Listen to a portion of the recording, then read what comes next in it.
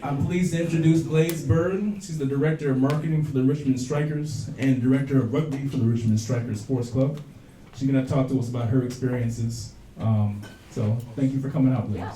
Come on over. You want me to sit over here? All right, cool.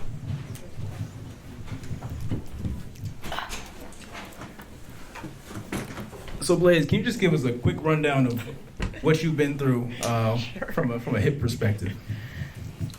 Yes, I'll do my best. So I have had 2 surgeries on my right hip. My first injury was in January of 2013. I ended up having surgery on that in June of 2013, and then had injury again in, when did I do? May of 2021, and then I ended up having surgery in November 2021. For a little background, I play soccer and rugby, so I've been pretty active. So I think that contributed to that a little bit. So working with the Strikers, you've seen things from both angles, right? As someone who's kind of organizing athletes and have been a patient yourself. Has being a patient changed your perspective in terms of working with the Strikers? Definitely. I think I always encourage people, if something feels a little bit wrong, to go get it checked out. Before I had my first surgery, or before I even knew what the injury was, we kind of ended up going in like a roundabout trying to figure out what it was way. So I didn't end up actually going to a sports medicine doctor for like 3 or 4 months. And of course, as soon as I went in there, they're like, oh, it's this. So I definitely refer them to come, if anything, kind of hip, shoulder, knee related, ankle, to kind of get in there and try to figure out what it is off the get. Let's going back to your surgical experience. What surprised you the most about it? What do you wish you had known beforehand that has changed your thoughts about it? So I had 2 different experiences. So I think my second one was a little more smooth sailing because I knew what was to be expected. But also I think my first one wasn't with Dr. O, so it wasn't explained to me as well. So I also think things weren't quite as, they knew what was going on in my hip as much the first time around. So yeah, I didn't know what to expect, and I think having the right person to explain what's going on, this is what can happen, is really important. So day one after surgery, because that's a common question a lot of patients ask. What was it like? How mobile were you? Were you laid up? Was the pain bad? What was that like for you? I would say pain was not terrible, but I'm very adamant about taking my pain meds and getting ahead of the pain, because I've had not only hip surgeries, but a couple other surgeries. So that's always really important to me, but I was pretty laid up. So I had the, what is it called? CPM machine. The CPM machine, so that kept me mobile. I think I didn't have that the first go round, so I think that was really helpful, and also kind of, motion is lotion situation. It helps keep kind of keep the movement, and I think it really does help. So yeah, but the first day, not super mobile, kind of, watch some Harry Potter and kind of stayed pretty chill. So the CPM machine, just to review, that's the continuous passive motion machine. And literally it's a machine where we, put your foot into this machine that, let me stand up, that is literally gonna help flex your hip up and down without you having to do it. So the question came up about mobility, and we want you to be mobile right away. Now let's just do it without loading your joint. So you started physical therapy a few days after? Yeah. What was that like initially? So, as an athlete, you want to do more than you can, so it can be a little frustrating and a little bit painful, but I think really following with, what they say is very important. I had a brace on, so I didn't have that the first time. I had the second time. It helps kind of keep you honest. So I was really appreciative of that. So I didn't push myself too hard. But PT, the first few weeks, you're just doing like the bare minimum. really trying to get that motion back without too much pain, and then you can start to kind of push yourself further along you get. So I think it's really important from a physical therapy standpoint to remember that it's milestone based, like you said. And so our goal is for a patient to, not necessarily work based on a time frame, but based on how they individually are improving, and everyone's different. When did you feel like you were able to get back to some of the things you love? So fully, I would say for both times, about 6 months, I was at a good point. I was in my 20s the first time I had surgery, so I did push myself a little bit harder and wasn't as conservative. So around 4 to 5 months, I was like kind of fully getting back into it. That was probably a little too soon, kind of had to take a step back, but I was fully back at 6 months. This time in my 30s, I was a little more conservative about it. 6 months was when I was like fully returning, and then about 7 months is when I was like fully back in sport. And rugby, that's a violent sport. Some would say. What other activities are you into? So I played soccer in college. Then when I was done with that, have been playing rugby for 11, 12 years now. I'm also really into HIIT workouts. So both times following surgery, I was able to get back fully into soccer, into rugby, into HIIT workouts, play a little golf. So have been able to do all of that. Well, you've been awfully positive, and I appreciate that. I think the people want the real. So Okay. what was the worst part about either of them? So from my first surgery, and I will say I've had it a little bit from the second surgery, but after my first surgery, I still had quite a bit of pain in my hip. Not so much that I couldn't manage it and still do everything that I wanted to do, but it's like weird things like sitting on a bar stool. I would get really sore in my hip area, or sitting on a wooden bench. This time, I don't have that as much. Every once in a while, it will still kind of come back. But it is kind of like everything will get a little sore that is connected to the hip. Also just, doing my regular rugby or working out, just have to be extra kind of in tune with what's going on in your body. If you need to stretch more, I definitely have to do that because everything that's connected to the hip will get a little bit tight. And yeah, after surgery, it's not all smooth sailing at all. It takes a lot of recovery, being patient. I had to switch what side of the bed I was staying on. I wasn't able to get out of bed and do much or go up and down the stairs. So yeah, that's not super fun. Having someone there with you is extremely helpful. So I think one thing you're getting at, which is an important point, is that this is not I call it not a set and forget it surgery. Correct. You don't do this and then never think about your hip again. If someone has high blood pressure, what do? They check their blood pressure a lot, right? They watch their salt intake, all right? If you had a hip labral repair, what do? You stretch your hip, you keep your gluteus strong, right? You don't just forget about it and move on. It doesn't work that way. No surgery works that way. Correct. I'll get out of the way. What questions we have from the audience? Yes. I have a question kind of with the mental side of recovery. Okay. What were some things that helped keep you mentally active when you were to be physically active? What were some things that helped, or what were some things you wish you would have known beforehand? So for me, I think everybody's outlet would be different, right? I'm a crafty person, so I kind of instead of doing physical activities, I was doing Sudoku or a coloring book. It's kind of funny, but keeping your mind busy is really important so you don't get depressed, right? Because you can't do much or what you're used to doing. So yeah, definitely keeping your mind stimulated in different ways is definitely positive. And also kind of in physical therapy, talking to other people who are kind of going through the same thing, I think that's really helpful as well. Anybody else? Yeah. You mentioned stairs earlier. When did that come into play for you following your procedure? So I lived on the second floor, so I kind of just had to like butt scoot up using one leg, and luckily my partner was able to kind of pick me up and help me as well. So yeah, I mean, that was day one. You kind of have to navigate that.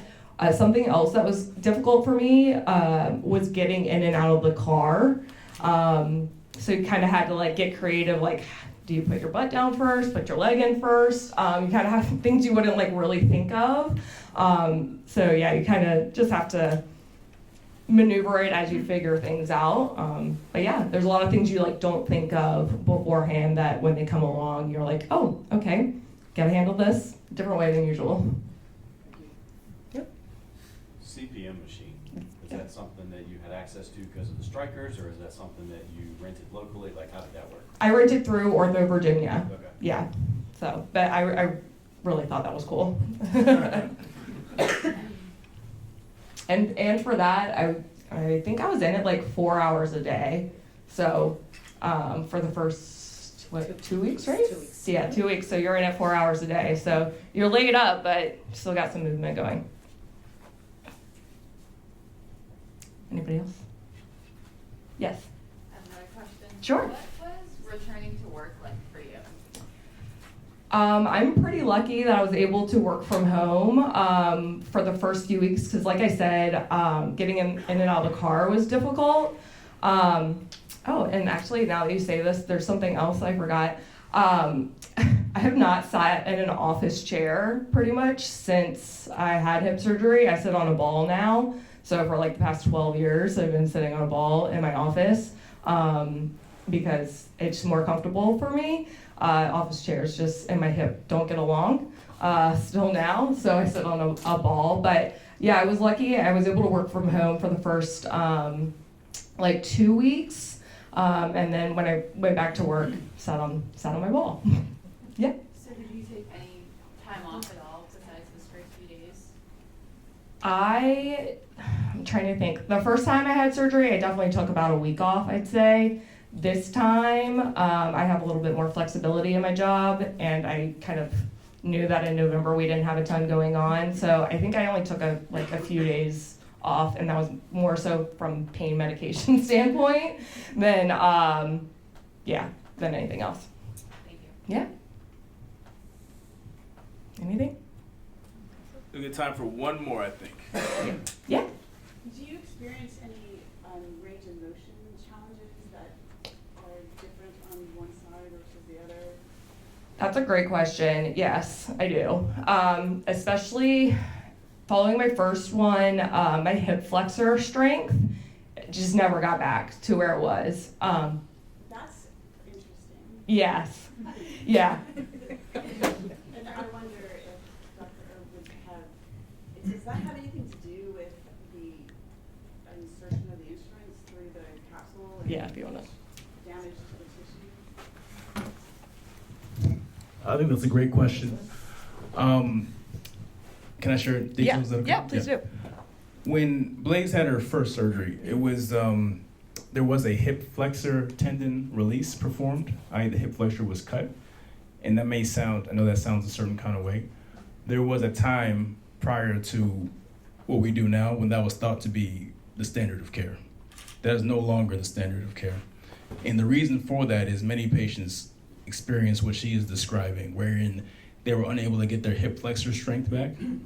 The mentality back then was that the hip flexor was perhaps rubbing on the hip joint or on the labrum, and therefore cutting it would release that tightness.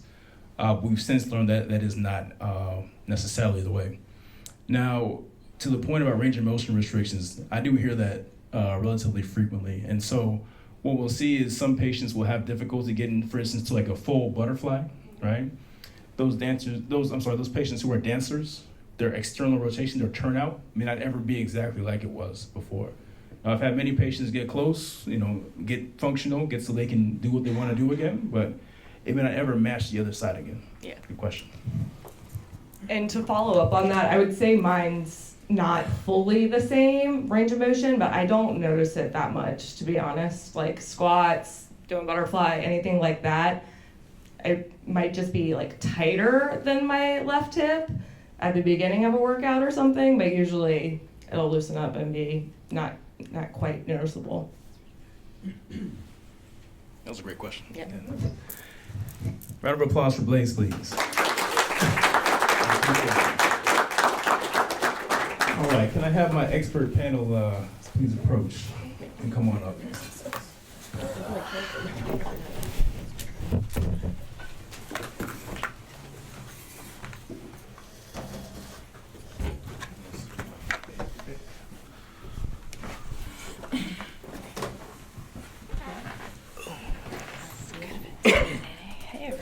So we're honored to have an expert panel of sports rehabilitation specialists, sports injury prevention specialists, and athletes experienced as it pertains to hip injuries and sports injuries to join us. It's going to be a great discussion and back and forth. First, we have Dr. Sarah Simoff. She's the lead physical therapist at Ortho Virginia at our Short Point office. We have Dr. Lance Bennett, head physical therapist at Onyx Elite Training. Coach Keetwan Heath, founder of 804 Sports Association, and elite football coach and trainer. Owusu-Akyaw, Clemson alum and two-time World Cup player and assistant director of the U.S. Soccer Federation. Quick round of applause.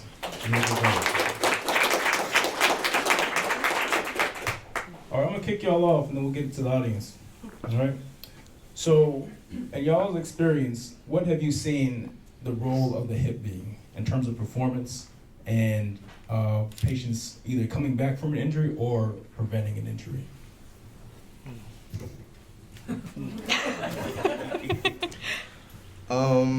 So I try to convince a lot of our athletes, right, that the hip is such a central point to how we develop force, how we develop power, and how we move our body, right? And it is such an interesting intersection, right? Because we have to use our core, our pelvis, our hip, our glutes, right? Our hamstrings, and integrate that in a 3D motion, right? We aren't moving just in hip flexion. We aren't moving in just in hip abduction. We aren't moving in hip extension.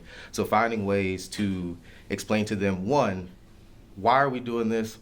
What is the point, and how does this translate to physical activity in sport, right? I think that's also the biggest piece is like, what do we do and how does this relate to sport, and why are your glutes and your hips so important, right?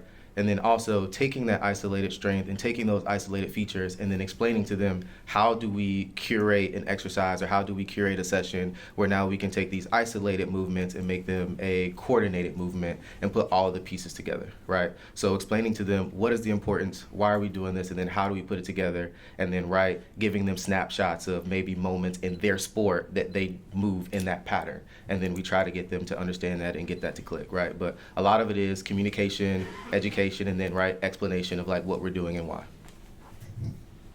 Hopefully that answered that. Sounds great to me. Yeah, come on. Me? Yeah. Well, I get a lot of people right after surgery, and then through about maybe 12 weeks or so, and then transfer over to someone like Lance who does a little bit more of the actual return to sport piece of things. So I try and instill in the beginning, you know, the basic movements, your core, your glutes, your everything is centralized in the middle of your body, and that is where we get all of our actual power. Even just walking, you have to have integration with your core, your glutes, and if the hip isn't working quite right, then you're not going to get those basic movements going. And so even something as simple as standing, balancing on one leg, you are activating in the right areas, and that transitions then down the road into that return to sport.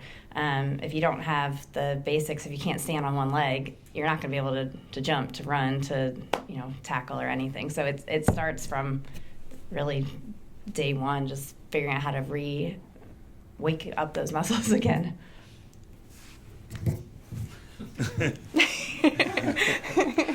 Just gonna keep on doing Look at you, bro. Coach Heath, can you tell us about the role hip mobility plays in optimal performance when it comes to sport-specific movements?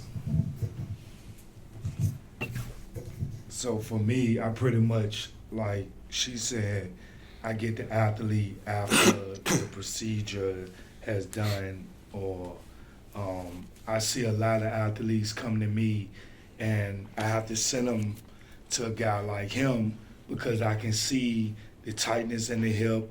They don't have no mobility training and stuff like that, which is very important when you play certain positions in football. Like as if you're a DB or wide receiver, you got to be able to open your hips up, explode in and out of cuts at a very fast rate. So when I see some athletes can't perform at that level, then we have to take a step back and go and get this type of training so you can perform at that level. And even some pros that come through, and I have a chance to experience training with those guys, they know the importance of going to get mobility training, going out for months at a time and train with certain type of trainers so they can perform at a high level. So for me, it's very important with stretching. I see athletes all the time that it's funny that we talked about that earlier. I have a group of kids, high school, college, and I'll be like, you know, we're going to get some training in. Some stretching in before we start. And it'll be like 2-3 minutes. They'd be like, all right, coach, we ready. I'd be like, how you stretch in 2 minutes? Like, how you know, so it's very important that, you know, I try to learn from these guys so they can be prepared and perform at a high level when they go to wherever they play ball at. So these people right here is very important to what I do because it helps me to help them be able to perform. So that's my take on it. Come right back, bro. So from the USA Soccer perspective of Gucci, I know there's been an increasing focus on injury prevention. Can you kind of speak to, you know, how y'all feel about that and the mentality behind that? Well, I won't speak on the federation, but I can speak on my specific life experience within that. So I've been playing sports my whole life, basketball, soccer, went collegiate with soccer, then later went pro, played pro 16 years. And within that 16-year period had a myriad of different injuries. And I think after my very first injury, which was a big one, it was the patella tendon. And I did that one, and that was a long recovery. And this was back in 2009. And it actually led to the concept of me and Chris Gores creating Onyx Elite. It actually came out of this. So I was doing rehab in Los Angeles, and it was fantastic. I had never seen like this level after the surgery, the level of precision, like detail, everything. And I called Chris and I was like, hey, do we have anything like this on the East Coast? And he's like, no. And I'm like, why does nothing like this exist on the East Coast? Because I've seen physical therapy before, but this was like performance physical therapy that like professional athletes have. And I'm like, how come we don't have this on the East Coast? And he said, because we haven't created it yet. Right. That was his response to me. And I was like, I wanted to be able to, for everybody to have this level of quality, you know, performance therapy, the education behind prevention, injury prevention, all that, you know, and the injury that I had in prior years, it was an injury that would have derailed a lot of athletes and they would have never recovered from that. I came back from a patella tendon in 6-7 months, played in the World Cup right after that. But not by luck. It was the therapist, it was the doctor, it was the dedication to the instructions that were given to me. But yeah, sports prevention, physical therapy, taking care of your body, all play roles in not just how you perform, but how you recover as well. So I've taken that to heart. So much that I built the company. I live by these ethoses, you know, like I'm a professional even if I'm not playing pro, you know, like my lifestyle is professional. my health is professional, my regimen is professional, and I live that every day. Yes, sir. Thank you. All right, questions from the audience? Oh, that's sweet.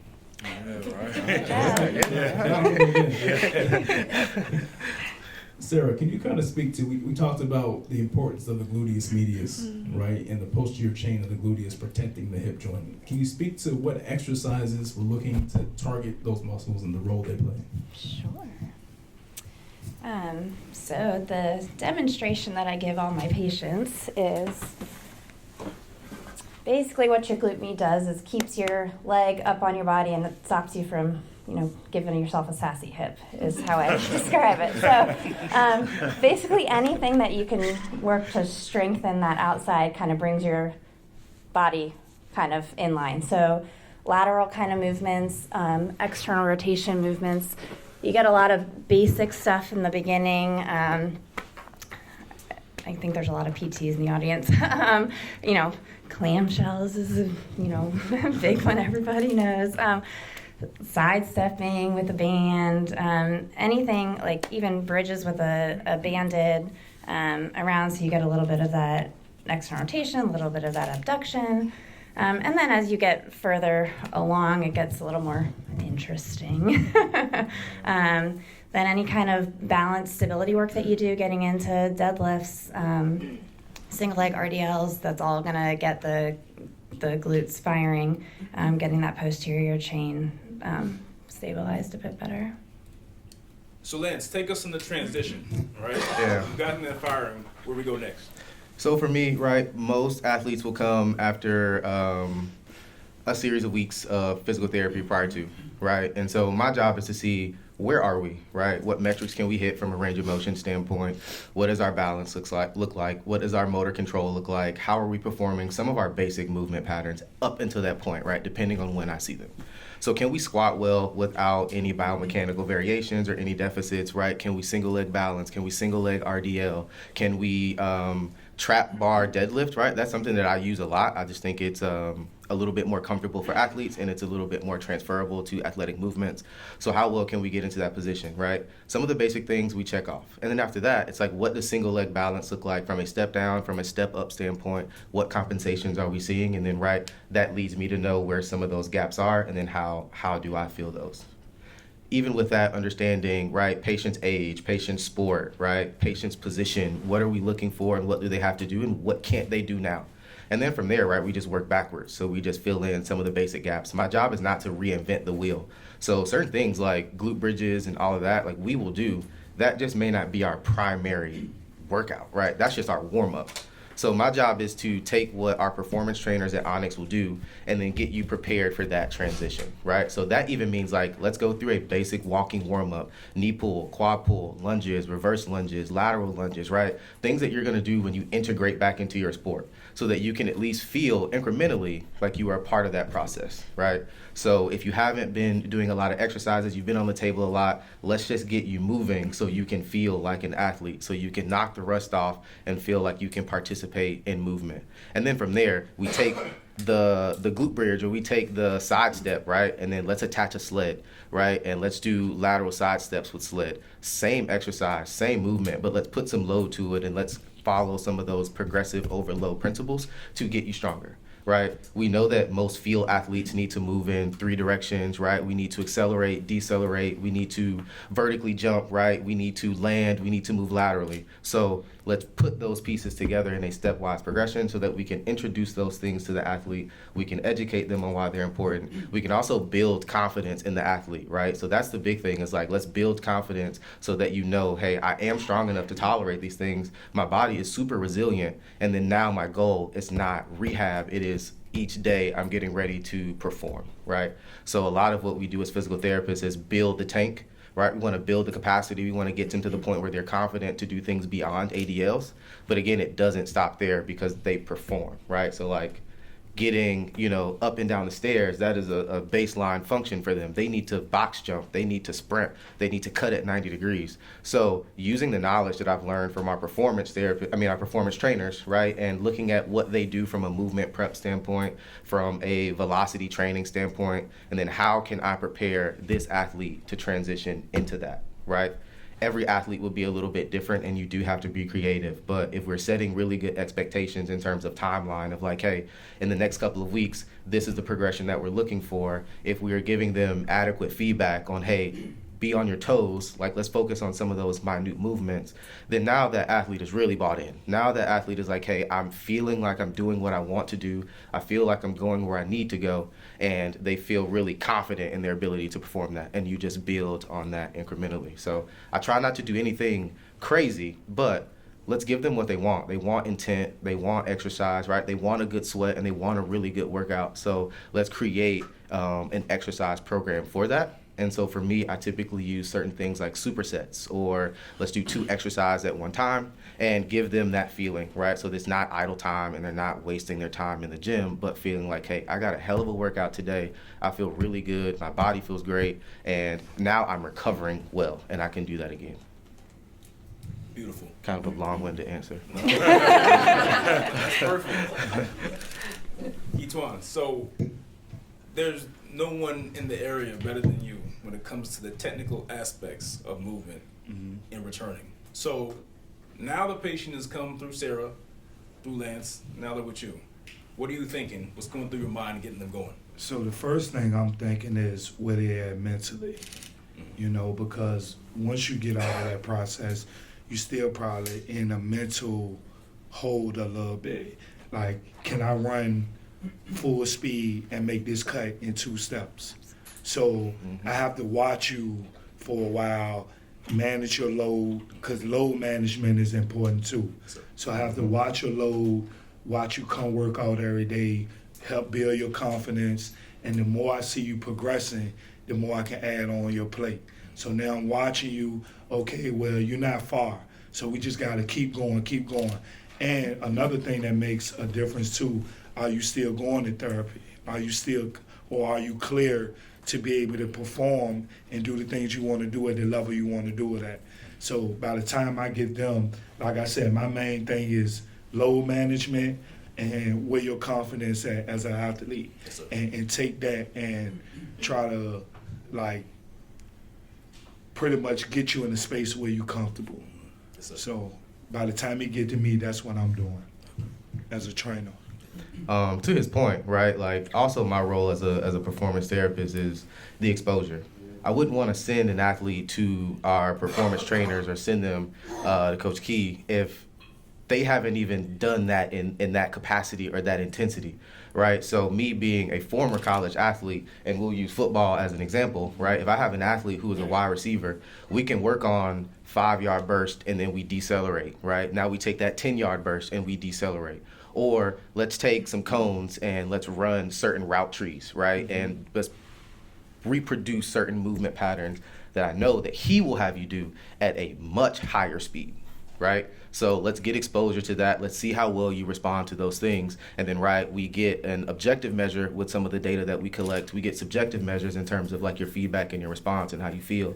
Then we also get the performance measure of like, hey, today seems a little bit different. What's going on? We aren't pushing as much. We look a little bit tired. Our exercise is a little bit lethargic. What's going on? So with us, we have 60 minutes with an individual athlete, and we can get so much more data from that athlete from a interpersonal standpoint, and we can take into some of the contextual factors of like why a session may end the way it does, right, with the athlete feeling a certain way. But again, we build that capacity, we know the end game, and so we try to gradually expose them to those intensities. So when they're in off-season training, they're just not like, oh man, I haven't, made a 90-degree cut in months, right? We work on 90-degree cuts, we work on 45-degree cuts, we work on, different route patterns, right? So that they feel that confidence and they know, hey, I've done it before and I feel really good, because we're moving off of criteria metrics, right? Not necessarily, oh, you're 16 weeks or what have you. What can you do well? How does your body move? And then are we getting any negative feedback from that? If we're not,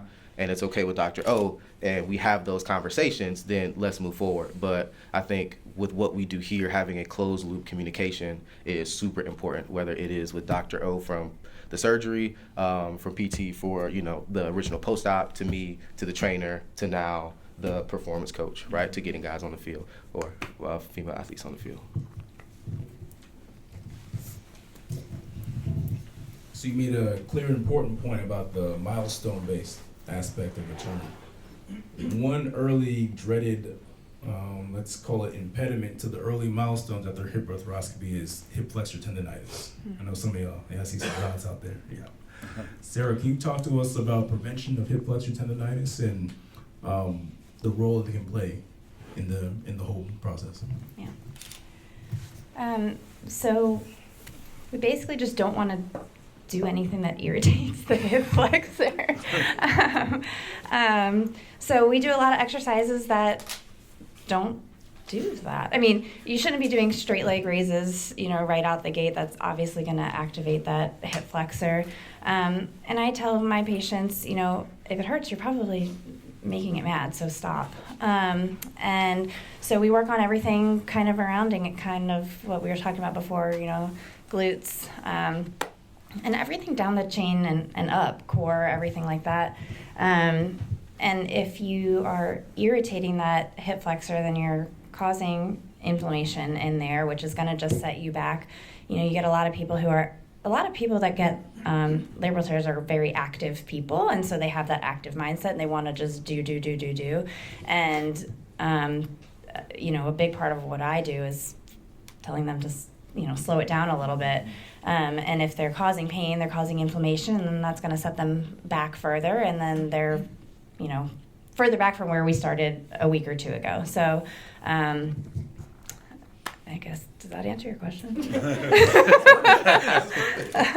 And I was also going to piggyback on what Lance said a little bit earlier. A lot of the people that we get are not necessarily professional athletes. They're not even really going back to a sport. I have a lot of people that are post-op hip on my caseload right now, and none of them are professional athletes. So they're all active people. And so that comes out in my first evaluation with them too, is, what are your goals? What are you looking to get back to? If that's, not running a 40-yard dash, that's, doing Zumba, then, we cater our goals to that too. I think Zumba might actually be more difficult. Depends who you ask.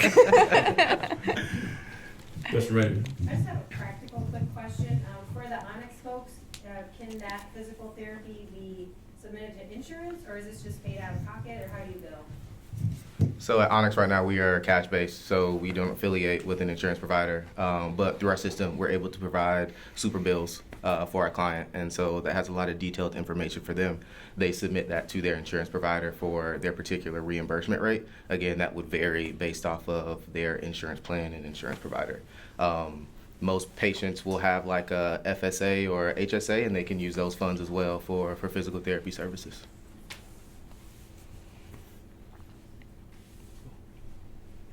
Any other questions? Anything else? I guess objective measures for determining volume load and all of that. Yeah. Doing to keep track of all that. Yeah. So we have a Kinotech 3D camera that we will use for range of motion. So we'll have them do a squat, we'll have them do an overhead squat, we'll have them do a hinge, and then that gives us range of motion capacities on how they feel and how deep they can get into that.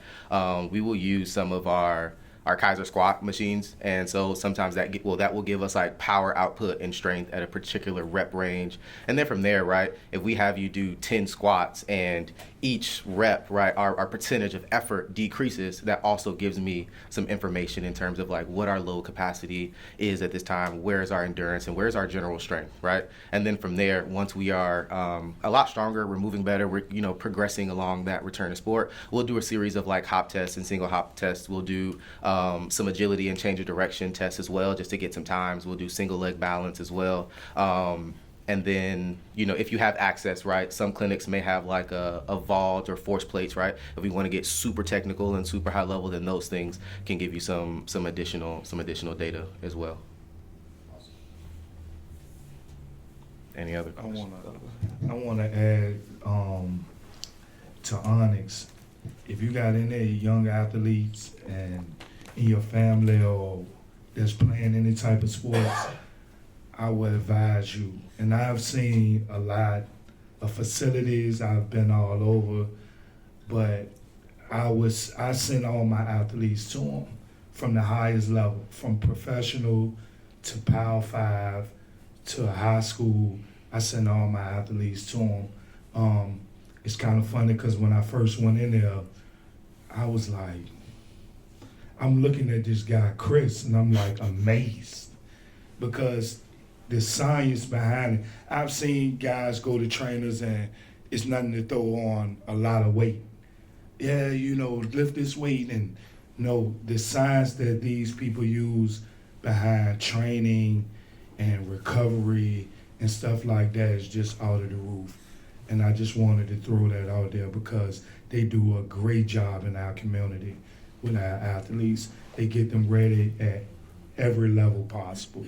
So I just want to thank y'all for that too. Yeah. I'll take that play.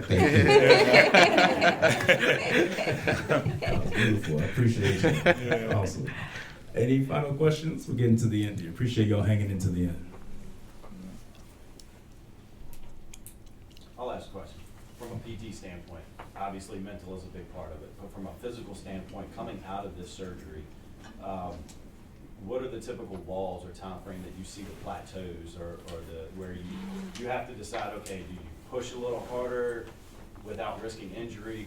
Is there kind of a common stand there that you see? That's tough. Yeah.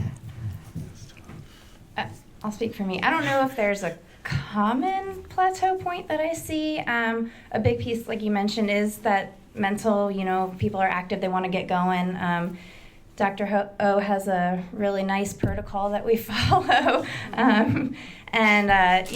It's not necessarily, like we've said a number of times, week by week. It's, how your body is progressing. But there are certain things that we have to wait, timeline just by healing standards. That first 6 weeks is fairly slow. I would say if there was going to be a mental plateau, it's kind of there. And then once you kind of pass that 6 week point, then you're able to do a little bit more and the patient is a little bit happier. Physical plateau, I don't know that I have a great answer for that. You? I don't necessarily usually see like a particular time frame when maybe the physical capacity starts to plateau a little bit. I think being creative and finding ways to keep the athlete engaged is always helpful to prevent that, because there is a mental piece to that, right? The first few weeks is really boring, to cover some of the basics, to make sure that we're protecting the tissue for healing timeline standpoint, right? We don't want to forget just the biological component of it. But again, I always try to keep the athlete feeling like an athlete, right? So once we get to the point of hey, we can do a plank or something like that, let's make it a plank row, or let's make it, something that gives them a multifactorial component, right? That it's just not super stationary. And then again, right, if we are noticing that maybe there are some plateaus, then we kind of check in with some subjective things, right? What's changing, sleeping pattern, diet, hydration, all of the basic recovery strategies, right? I harper on them all the time to kids because they don't eat well, they don't sleep well, and they never drink water.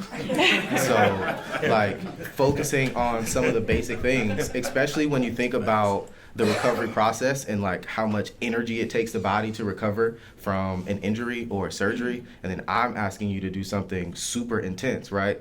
Let's make sure that we sleep well and do some of those things. And then right after that, if it's not that, then maybe let's just give our training program a little bit of variation, or maybe let's just give them a rest, right? That might just be a day if they are plateauing. We have time in this session. Let's make sure that we give you what you need. So it may not be a super heavy sled push, right? It may be balance, foam rolling, and working on some of those other minute components that can help you be successful, give you a good workout, but maybe not exhaust you that day. So just kind of finding those pockets. If we are noticing a couple of sessions that they are plateauing a little bit, then let's sprinkle in a little razzle dazzle for them. Sometimes it could just be motivation and they're just not into it, and so give them something to push a little bit harder.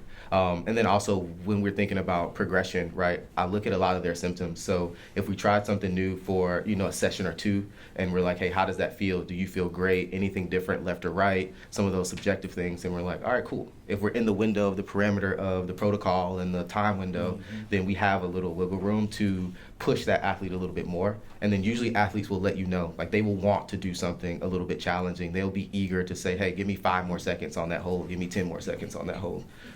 That's totally fine with me. If you want to work, let's do this. That's what we came here for, right? Let's work. Appreciate it. That's great. Any other questions? We're a little over time here. I want to say thank you to our panel. Can we get a quick round of applause for them?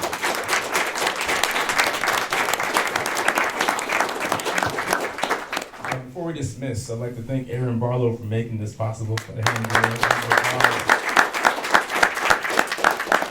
I'd like to thank all of our staff here at Schrader. They're in the back. Come give us a hand right here. So thanks for joining. Hope it was educational, helpful, and informative. All right, and then we're always available to questions in the future.